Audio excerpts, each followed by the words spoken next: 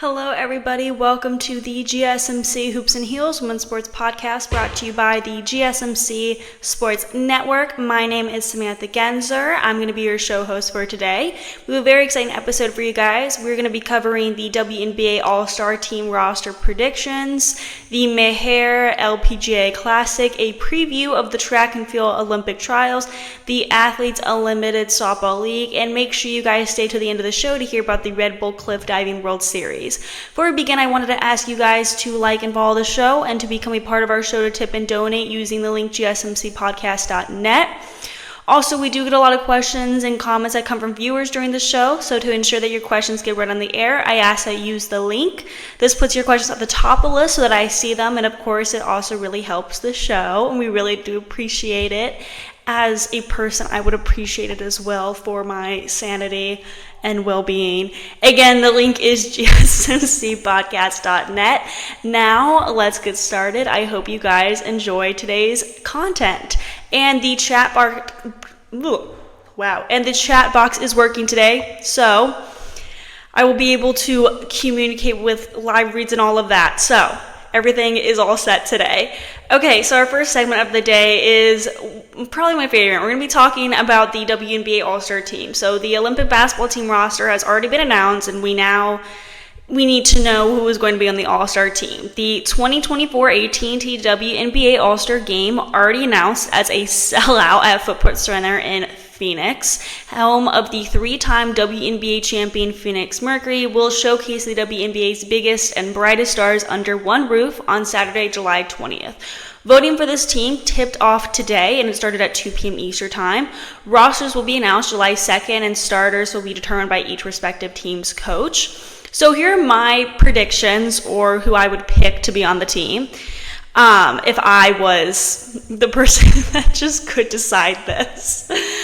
First, obviously, I think Caitlin Clark is going to be on the team. At least I'm hoping she is. She better be on that team. The rookie who ranks 4th in the league in assists per game joins Olympian Jackie Young as the only player this season, averaging at least 16 points and 6 assists. I personally think she's the best rookie in the league. She has been consistent scoring-wise, and yes, she has not been doing great in turnovers, needs to focus on limiting turnovers, but her scoring sort of makes up for that. Also, when you look at just turnovers, you have to remember that that's also like a team thing. Like, you can't totally blame turnovers on one person. Her team should be helping her out more, but yes, it is something that she can work on herself as well. Anyway, my point here is that Clark is a reliable player, given that she can easily score over 20 points, and with a better team in the All-Star game, it will be interesting to see how she does. Maybe she does better with a better team. It'll be interesting, so please, everybody, vote for her. Next person I have is Jonquel Jones from the New York Liberty. She gave Ogunbowale a run for the 2021 All-Star Game MVP, finishing with 18 points and 14 rebounds for Team WNBA. Then, still part of the Sun, Jones would go on to win league MVP that summer. Fast forward 3 years, and Jones is poised to pick up her 5th All-Star nod and first since being traded to the Liberty. She's averaging 15.5 points and 8.8 boards. She has been on a tear recently, scorching the Sun and Mystics with a combined 51 points, including 7 threes, 16 rebounds, 8 assists, and 6 blocks. Next person I have is Arike Ogunbowale from the Dallas Wings. She's one of my favorite players. I talk about her all the time. She's so reliable, and she's always leading her team in scoring. She ranks 2nd in the league in scoring behind Asia Wilson, who is on the Olympic basketball team roster. Her nifty handles and clutch shooting are practically made for an All-Star game, as was evident in the 2021 Team USA v Team WNBA showdown when she was named All-Star Game MVP. The 3-time All-Star has been in the national team player pool and has competed for USA basketball in the past, but has yet to be named to a World Cup or Olympic roster. This is her moment to shine. Next is Kayla McBride from the Minnesota Lynx, and she also dominates in scoring for her team. She's shooting very well, one of the best shooters in the league. She's hitting a blistering 51.7% of her three-pointers and went 15 for 23 from the arc this past weekend. She has definitely been a big part of getting Minnesota as a top 3 team. It's only fitting that McBride earns her 4th All-Star nod this season and first since 2019 when she was still with the Aces. At this rate, she might be in consideration for the three-point contest. Who knows? Next person I got is Dewana Bonner from the Connecticut Sun. She's having one of the best seasons of her career, averaging 18.6 points and 5.6 rebounds, and moving into the number 5 spot in the league's all-time scoring list. She's angling for her 6th overall and 5th All-Star bid in 6th season, and this one would present an opportunity for her to go up against her son teammate and fiance, Alyssa Thomas, who was named to her first Olympic team. Plus, Bonner will get to show out in the city where she played the first 10 seasons of her WNBA career and won 2 titles. This would be like a nice personal moment for her. Alicia Gray from the Atlanta Dream. Gray's trade to Atlanta from Dallas prior to last season prompted a sort of career renaissance as she emerged as one of the top 2-way wings in the league in 2023 on her way to guiding Atlanta back to the playoffs. The former South Carolina standout earned her first All-Star nod last year and could return to that stage next month thanks to her strong start.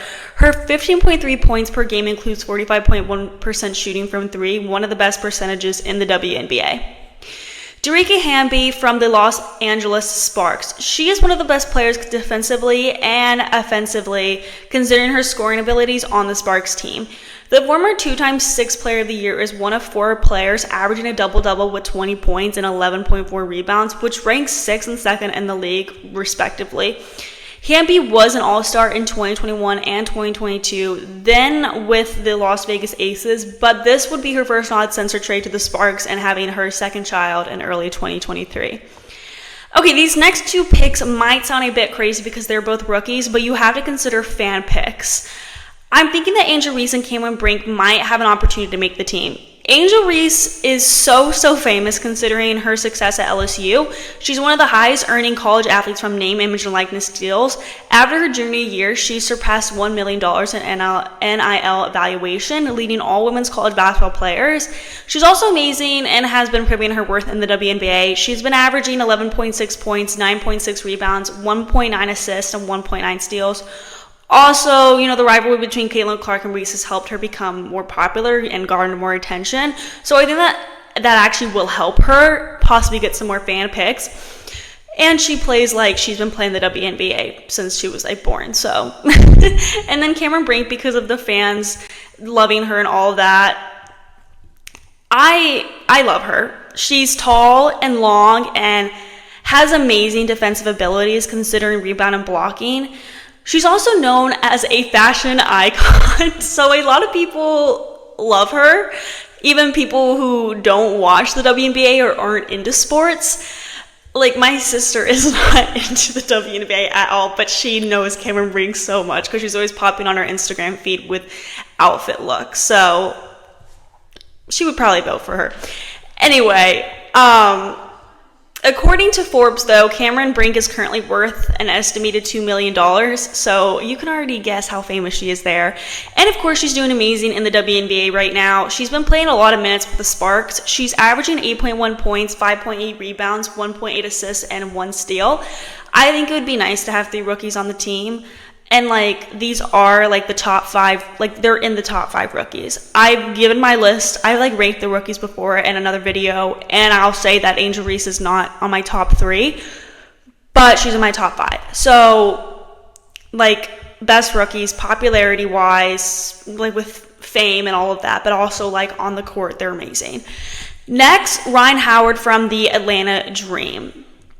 Howard has been an All-Star each year she has been in the WNBA, and the trend could continue, though her situation is unique this year. The 2022 number 1 pick was named to a U.S. 3v3 Olympic squad alongside Cameron Brink, but Howard would have to get voted on to Team WNBA if she is to play in the All-Star game. Howard continues to do it all for the Dream and is second in the league with 2.5 steals per game. I'm hoping she continues this streak, and it just seems right for her to be on the team, consistency-wise. We have 2 more people to talk about. Natasha Cloud from the Phoenix Mercury. Right now, she's averaging 11.3 points, 4.8 rebounds, 7.6 assists, and 1.8 steals. So she's doing amazing in assists right now, and the team is going to need that, especially consider they will be going against the top players in the WNBA that are on the Olympic team. The other person I have to mention is Ezi Magbegor from the Seattle Storm. The conversation around Seattle in the offseason, my like brain just like wait, what am I saying? I was like trying to like switch the thing and I got, okay. Anyway, the conversation around Seattle in the offseason surrounded the Storm's newly formed big three of Joel Lloyd plus free agency acquisitions, including Skylar Diggins-Smith. But Matt Bigor's presence makes Seattle's core more akin to a big four, if that makes sense. This 24-year-old Australian Olympian and 2023 WNBA All-Star continues to stand out with her defensive impact in particular, where she's tied for first in the league in blocks per game at 3 and anchors a unit that's one of the best in the WNBA. Her defensive abilities are so impressive. So before we go on to the next segment, I wanted to talk about something else with the WNBA because it is something that is very, very important, and I feel like everyone should be aware of this, and it is very alarming. So despite experiencing a significant surge in popularity, the WNBA is poised to continue its historical pattern of financial losses, as reported by the Washington Post. Since its inception, the league has not turned a profit in any year, relying heavily on substantial subsidies from the NBA. This year, it's projected to incur losses around $50 million, reaching over $250 million over nearly 3 decades. As the WNBA marks its 28th year, this ongoing financial support from the NBA underscores this crucial role it has played in the women's league's existence. Amidst growing interest, the WNBA is exploring avenues to establish financial independence, including negotiating its own television rights separate from the NBA. However, the fairness of such a move is debatable given the NBA's foundational support in the WNBA's creation and survival. With the league still operating under an outdated TV rights agreement, even rising stars like Caitlin Clark, who has significantly boosted viewership, aren't enough to immediately offset these financial challenges. The league's income primarily stems from TV deals, highlighting the urgent need for a more profitable agreement. Adding to the league's expenses this season are the newly introduced charter flights for players, estimated to cost around $25 million annually. While increased attendance does provide some financial relief, the real game changer would be securing a lucrative TV deal.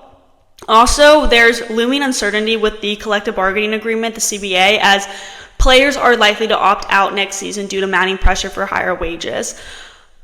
All of these factors contribute to the complex financial landscape for the WNBA. While it is probable that the league will eventually achieve profitability, the sustainability of its current popularity and the potential to evolve into a financially robust entity remains really uncertain. The WNBA stands at a crossroads with its future success hinging on strategic decisions that could transform its financial narrative. The financial issues the WNBA is facing despite its growing fan base are very, very concerning. This whole thing raises big questions about whether the WNBA can keep going long-term without constantly needing cash injections from the NBA. These ongoing losses might scare off potential investors and limit the league's ability to grow and improve things like marketing and player development. Plus, the financial instability means the league struggles to offer competitive salaries compared to international leagues, which might make it harder to attract and keep the best players. On top of that, the league's history itself of financial struggles could weaken its position when it comes to negotiating new TV deals or sponsorships. Companies might be hesitant to invest big bucks because of the WNBA's past money issues. There's also the matter of the players potentially opting out of the current CBA next season, aiming for better paying conditions, which is fair. If they can't strike a deal that works for everyone, it could lead to labor disputes or even strikes, messing up the league's operations and hurting its reputation just as a whole. And let's not forget how all of this looks from the outside. The WNBA has done a lot to boost its popularity and make a social impact, but if it keeps being seen as financially unstable and dependent on the NBA, it might struggle to draw more fans and broader support. Getting a handle on these financial challenges is key to making sure the WNBA can keep its momentum and secure a successful future. I understand the whole thing with why people want the NBA and the WNBA to be independent. I understand that, but at the same time, you have to consider the financial aspects that go into it. There is so much that is involved with this. And yes, I am located in Dallas. Someone asked that. Okay, so we're now going to move on to our next segment where we're going to talk about predictions regarding the LPGA Classic for Simply Give. Before we get into that, we're going to be taking a very short break, so I will see you guys very soon.